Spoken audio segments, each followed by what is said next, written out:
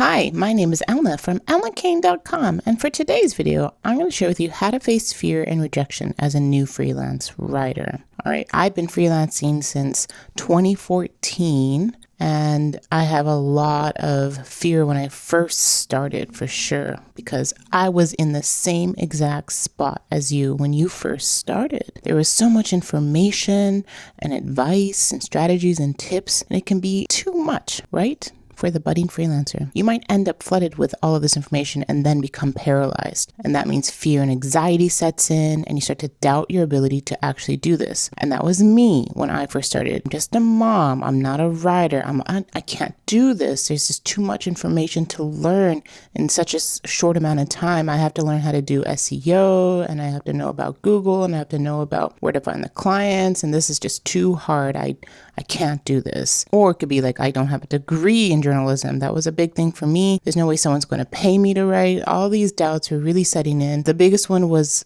I felt like I couldn't do the job justice. Like I wouldn't be able to do what the client wanted and then they wouldn't pay me. And this fear can literally stop you in your tracks. It almost made me quit. So what separates successful writers from others? I believe it's having confidence in your abilities, but also being able to fake it till you make it too, especially like right in the beginning. Even the most successful writers, fiction and nonfiction, had bouts of fear. This is common with freelancers, with any new job that you take, any new skill that you learn. How are you able to squash fear and rejection, forge ahead, and become a successful freelance writer? That's pretty much the question you're thinking, like, how can I take that next step when I have fear and doubt in me? Realize that this is completely normal. You are normal in thinking this. And the idea of faking it till you make it, I think there's some studies out there that if you have like a superhero pose, like if you stand in the mirror with your arms to your hips and you look confident, you have a straight back, and you say like, I'm the boss, can do this, and have those like words as you're like seeing yourself in this strong pose. All those things are faking it till you make it. Like that will help you get that confidence that you need. So let's look at some tips to start squashing that fear, to start realizing that rejection isn't so horrible for you and it can actually help you be a better writer. So the first thing is to build a strong network. Now, without building this network, you'll start to quickly doubt your abilities. You're not going to have people to bounce ideas back and forth. You're not going to have other people view your work, get that immediate feedback that you need,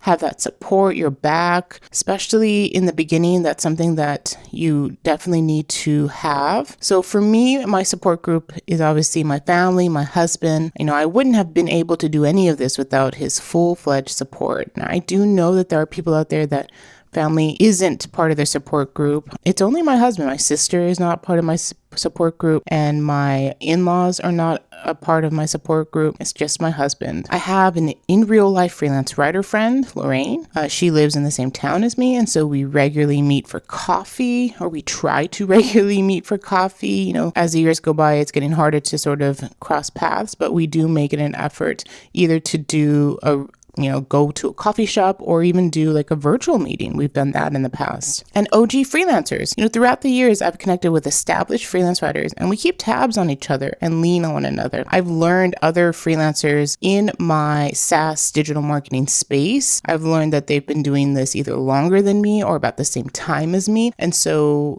I follow them on Twitter. They've reached out to me. I've featured them in my blog posts. I reach out to them. It's a nice little community that I have with these OG freelancers. And so with you can start developing your group of freelancers over on LinkedIn or on Twitter or on Facebook, and make sure to connect with them on a monthly or bi-monthly basis. Now, the second way to squash fear is to write every day. Now, a great confidence booster is to commit to writing every day. Mostly a blog post, mostly, a LinkedIn story, things like that, a story on Medium. That's what I mean by writing every day. Not necessarily like the to-do list that you do every morning, or maybe like a little tweet that you send out on Twitter. So when you practice writing every day, you're going to learn to become a better writer, right? You're going to figure out your personality through your writing, your tone of voice, the way you choose your words. Those are all important important when you are a freelance writer. You're going to become faster at this. Thoughts are going to become easier to translate on paper or on your laptop. And that has really saved me over the years. In the beginning, I was a slow writer because of all the research and the thoughts and thinking of an outline, and everything was in my head. It wasn't until I was practicing writing more and more that it became easier and easier to dump my thoughts on paper. You're going to learn grammar rules and structure. That's going to help you when you review your writing. You'll see oh, that's the passive sentence. I need to make that more active. I'm using so a lot in the beginning of my sentences. I need to change that up, kind of thing. And you're going to learn about your writing voice and about your niche. You will have topics that you are comfortable writing about. You might write about your daughter and your life as a mom, and then you might write about some gardening things that you did, and you might write about your job as a nurse, and you might write about these things, but then realize wow, that was really easy to share my ideas about what I do as a nurse, and that might help you figure out well, maybe that could be my niche. I can do medical writing. Or it was sharing your stories about your daughter and being a mom. You're getting a lot of feedback from commenters, and you're wow, this is resonating with people. Maybe I should get into the motherhood and parenting niche as a writer. These things will help you as you write every day to get that confidence booster. Now, people may not read your post on Medium or on LinkedIn or wherever you decide to write. People may not come to your blog. People may not share your post, and that's okay. This gives you just a landscape to practice every day, as much as you can every day. I don't expect you to write a blog post every day, but you can work on one story every day and then publish it at the end of the week if you want. And the best way to do this is, of course, by starting a blog, but I have mentioned you can go on Medium or you can start your blog. I do have a blog post, very meta here, about starting a blog. But if you don't want to commit to that as a beginner freelance writer, I totally understand. It is a big commitment. You do have to pay for hosting. You do have to know about WordPress themes and getting your pages up and all of that. You can also just start on something like Medium. So this is Medium. There's a lot of writers that are on Medium, a lot of marketers too, and a lot of businesses on Medium. And so my profile is here. And every now and then I write stories. I can submit them to publications. Illumination is a publication that pretty much accepts any story all the time. And then I just write stories on my own profile, right here, how to SEO old blog posts. This is, I'm scared for my daughter without a picture. So this is just my own personal thoughts. So I may not want a lot of people coming to this post, so I'm not going to optimize it with images. But this is sort of my playground. This is sort of my little diary at sorts. And then as well as just showing my credibility in my niche as a digital marketer. So you can easily sign up to Medium for free and get started writing just to get that writing skill up to par as a freelance writer. Or you can dive right in and start a blog. This is how I started basically. I started my freelance writing website with a blog and started writing. But this goes through how to choose your domain, your platform, and things like that. I also have a course that you can look into. I think it's at the bottom of this blog post here. Write a website in a weekend, which is more the tech stuff about getting your website up. But that's a big commitment. That's after you've said, what, I want to be a freelance writer. I do want to find clients. I do want to make this a sustainable income source for me. I'm going to go that extra step. You can definitely dip a toe in it by just starting on Medium or on LinkedIn. Now on LinkedIn, what you can do is write an article here. So once you have your profile up, this is sort of the home feed. You can just click on article,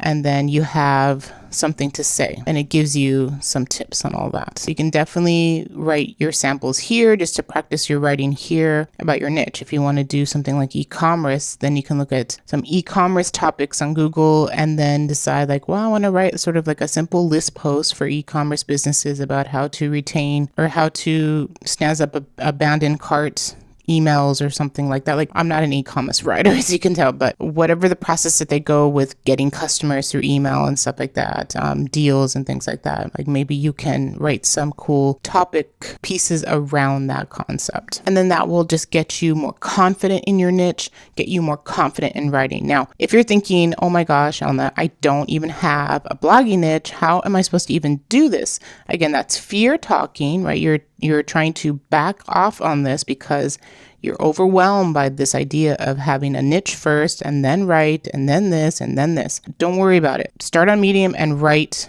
whatever you want. You want to practice your writing first, right? You want to mimic what a blog post looks like. You want to mimic the images and the subtopics. You want to practice that. And that's what I did on my blog. I wrote very meta about content writing. I wrote about those things because that's what I was reading about. And I mimicked by making sure to have my subtopics and making sure that I have images and links and all of that. I practiced what I was learning. The next thing to squash fear and rejection is to lose the comparisons. Now you're probably thinking there are just too many writers out there. I can't possibly compete. And then you start to compare yourself to all the other writers. Now this is a slippery slope you don't want to go down. By comparing yourself to other writers, even more established than you start to devalue your worth as a writer. Now, instead of quoting your rate at 10 cents a word, you lower your rate to 5 cents a word because you think, well, no one's going to hire you, so might as well just give them something like a low rate so at least they'll accept me. Why would they hire you? Well, they could find someone else, right? To land this client, you'll just offer a low rate. These are sort of these barriers that you're creating is so that you don't have that ultimate fear of, let's say your ultimate fear is you land a client and then you don't know what to do, or you give them your work and they trash your writing. That could be your ultimate fear. So you're going to do whatever you can to stay away from that one thing. So you're going to devalue yourself. You're going to think you're not worthy of this. It's going to show. It's going to show to potential clients. The high-paying clients are not going to look at commodity writers that charge, 2 cents, 3 cents, 5 cents a word. They're going to pay writers 50 cents a word, 60 cents a word, $1 a word for the content because they value the writer. They value that they are a professional and they know how to write content for them. Sure, you need to start from the ground up. I suggest in my course, Write Your Way to Your First 1K, to rate yourself between, I think it's now between 12 and 15 cents a word, maybe starting right at 15 cents a word. Whatever you feel comfortable doing. 10 cents a word is still the norm for a lot of businesses right now. You're not going to not find work at that rate. I would seriously not go lower than that unless you think it's going to benefit you in the long run, unless you feel that this client is a big brand and it's going to make your portfolio look good so then you can grab better clients. I wouldn't believe clients when they say, well, I'll pay you this 5 cents, but then, if you do a good job, I'll pay you more. I don't believe that. I've never had clients do that, ever. It's very rare that a client would pay you more. I think it's happened to a couple of my writers where the client asked them, hey, can you do a white paper? And, the writer was honest saying, well, I haven't done many. I'll do them for, $2,300 for you. And so they do it and the client is impressed. They give them $3,000 for the work. That can happen, but this is at a higher tier of writing clients. It's not at the base. It's not at your bottom tier where you're going to be starting, right? You're going to be starting sort of at the bottom and work your way up. And that's normal. If you don't have the experience, if you don't have the confidence, if you don't have the tools to start, you have to start sort of at the bottom. Now, if you do have some of the tools and if you do have some of the skills, sure, quote 20 cents a word, quote 15 cents a word and work from there. I've had writers in my course start at 35 cents a word and they're doing great. They have many clients, they're big on Medium, they're sharing their story, all of this stuff. Perfect. They had the confidence to start at that rate and find the clients at that rate. Do what works for you, but as far as losing the comparisons, you can't compare your starting rate to those established writers that I just told you about in my course, right? You can't compare yourself. You can make it a goal though to become at that level of those writers. That's more healthy for you and it gives you something to strive for and to work towards. Now, if there's one thing you should learn as a new freelance writer, it's don't succumb to comparing yourself to all other writers out there, right? And I've mentioned this, high-paying clients don't just want a cookie-cutter writer. They hire you because they want your writing style. They want to work with you. A lot of these things, that I was able to raise my rate, I started at around 10 cents a word. I worked myself up to 12 cents, 15 cents, 20 cents, 25 cents. I stuck at 25 25 cents for many years because I also had fear and doubt, thinking, well, geez, if I charge double this, that means I have to do double the work. They expect double the ROI. They expect all this stuff. That's what I was telling myself. And so I had to lose all of that, like sort of comparing myself to these other top tier writers, these other OG freelancers. I know they're getting paid lots of money because they tell people they're getting paid dollar words, and I'm only charging 25 cents a word. So I started comparing myself, and I really had to sort of just put the blinders on and realize this is what I need at this time. I'm comfortable at 25 cents a word. I'm not losing sleep with the client work. I am not stressing over not being able to pay the bills. Like, this is fine. And it was years later that I decided to up my rate to 35 cents and then 45 cents. And now I'm at the 50 cent mark, 50 to 60 cent mark right now per word. Now, again, I know that there's a lot of freelance writers in my exact niche that are charging double what I am already charging. And I just got to this tier in my mind, for my mindset, in my world. Again, I have to put the blinders on and lose that comparison, because this is just me. It's me and what I feel comfortable charging, what I feel comfortable giving the work. Those writers probably have a better system than me because they have to have a better system than me. But I feel comfortable with this. I can land good paying work at that rate and feel happy and valued. Again, if you are okay getting clients at 5 cents a word and you're happy and you love the work, great. You can stay at that rate until you're ready to go to 8 cents a word and then 10 cents a word. Do what works for you so that you feel confident in what you're doing. That's a big thing for me. You might hear that there's a rate sheet out there for certain deliverables, and that's true. Standard emails are between $100 and $300. White papers start like at $1,000. There are standard rates, but I really don't look at that. I look at what I produce for this client and what I feel I'm worth for that writing article or writing project. So the next thing to look out for is to set goals and track them. I did sort of talk about this idea. Now, I occasionally publish my goals on my blog to let everyone know, what my plans are for my course, my business, and new ideas I tend to pursue. Now, while you don't have to follow in my footsteps and publish your goals, you should be making some goals for your freelance writing business. A good rule of thumb is not to focus on too many goals at once, or else you're going to lose focus. Create specific goals that you can easily track and attain, and set up a metric to build your goals around. So for example, if your goal is to land a client, let's say before the new year, you can accomplish this by pitching at least 3 times a day, every day, until you land that client. That is one main goal that you're going to set yourself to. You're going to hold yourself accountable and pitch 3 times a day, every day. And it could be any type of pitching. If you feel like pitching for a free guest spot counts, then go ahead and use that. You pitch to free guest posting sites, you pitch to paid guest posting site, and you pitch to a content marketing agency. Great. You did that for that first day. And the second day, you're going to pitch to 2 more content agencies, and you're going to pitch again to another free guest posting spot. And then the next day, you're going to go to job boards, and you're going to pitch your 3 pitches. You found cool jobs there on a job board or several job boards, and that's your thing. Going to set up those goals. I do have a link to the planner that I use. It is specific to freelance writers because a freelance writer created this planner for us. And in that planner, it has quarterly goals. It has sheets for your tracking your pitches, your client work, and all that. It's a really good system for me that I like. So I have a snapshot. I'll put a link to the planner that I use in the description below.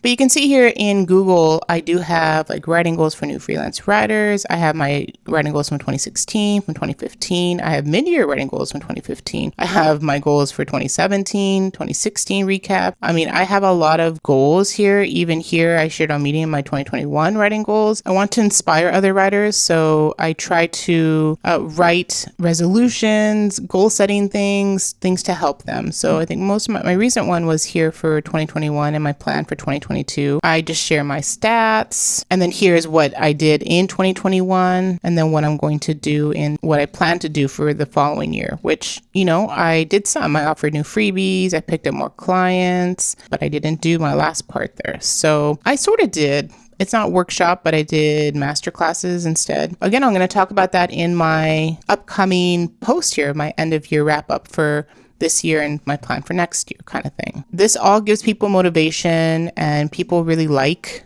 when they see these things, reading about accomplishment, wow, you achieved much this year, great goals, there's lots of things here, and people seem to really like it preparing for 2022. So, I'm hoping a lot of these are my course students, but it hopefully helps new writers to understand, like, this is the goal you can have. You can be sort of in my realm by having mini courses. And a lot of my students start this path with creating digital product. But again, you don't have to go the same route as me. You don't have to follow me. You can just be a copywriter, and that's all you do. You're a copywriter and you have amazing clients and you work as a copywriter, and that's all you do. You might start a TikTok account and just share your day as a copywriter. There's lots of ideas to just get known and get around. You can help other new copywriters and new freelancers see the potential, like, wow, she's actually doing it and she's making a ton of money doing that. And that can inspire people to start this path. Now, the next tip is to face rejection with a smile. That's right. With every rejection email you receive, you smile, discard it, and move on. Rejections are a big part of life for many freelancers and other creatives like actors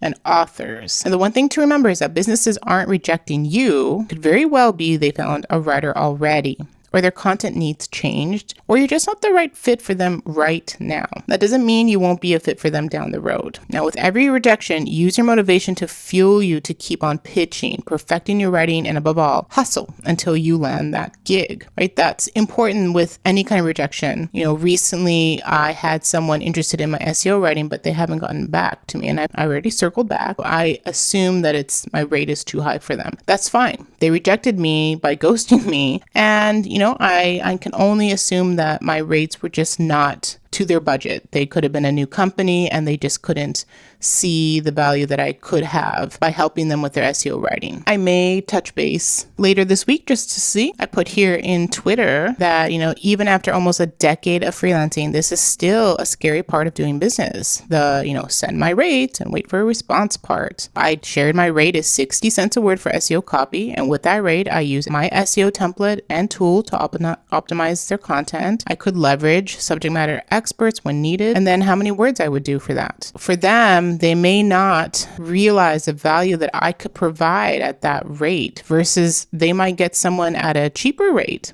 and that will not have an SEO template, that will use a free SEO tool, and they won't have subject matter expertise in their content. Who knows? Maybe they will. But if they want me, then that's my rates, and it's okay. It's okay if they don't hire me because I've been through this time and time again. Facing rejection, for me, that's still rejection. They rejected me by just ghosting me and not telling me anything. I would like to get some answers, but I'm not going to, bug them every week and just say, hey, just wondering if you still need a writer kind of thing. I'll do one more. I do have a free lesson in my Write Your Way to Your First 1K course about how to deal with this. So I'll just shoot that last email and I'm pretty sure I'll get a response and move on. If they don't need me, then I'll just move on. It's not a loss for me. It's a loss for them, right? So I'm smiling at that, like, oh, well, toodaloo, I'm going to move on to the clients that value me and that want me and go from there. All right, number 6,